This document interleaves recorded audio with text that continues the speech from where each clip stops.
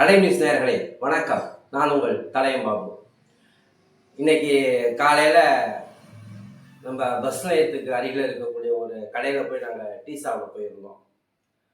அப்போ இன்னொரு நண்பர் தொரவுலூர்லேருந்து ஒருத்தர் வந்தார். வந்தோடனே அவர் சொன்னார்,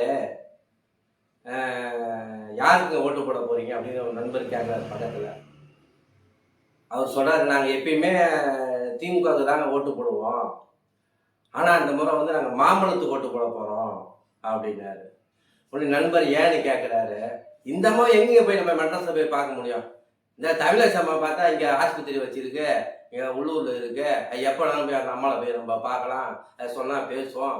சாதாரணமாக நாங்கள் கிளினிக்லாம் போகலாம், அந்த அம்மா நல்லா பேசுவோம், எளிமையான அம்மா அந்த அம்மா விட்டுட்டு நம்ம மெட்ராஸ்காரங்களுக்கு போய் நம்ம ஓட்டு போடணுமா அப்படின்னு அவர் கேட்குறாரு.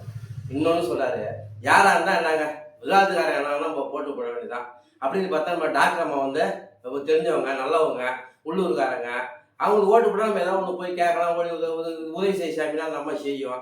இதை விட்டு நம்ம மெட்ராஸ்காரங்க போய் ஓட்டு போடுவோம், திமுக தான் என்ன பண்ண முடியும்?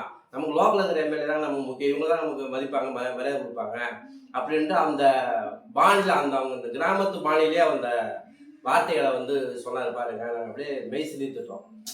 திமுக காரங்க இருந்தாலும் தமிழரசம்மா ஆதரிக்கிறாங்க அப்படின்னா தமிழரசம்மா எந்த மாதிரி நேர்மையானவர்கள், எளிமையான அம்மா அப்படின்றத அவரு சொல்லி நாங்கள் இன்னும் கூடுதலான தகவல் நாங்கள் தெரிஞ்சுக்கிட்டோம்.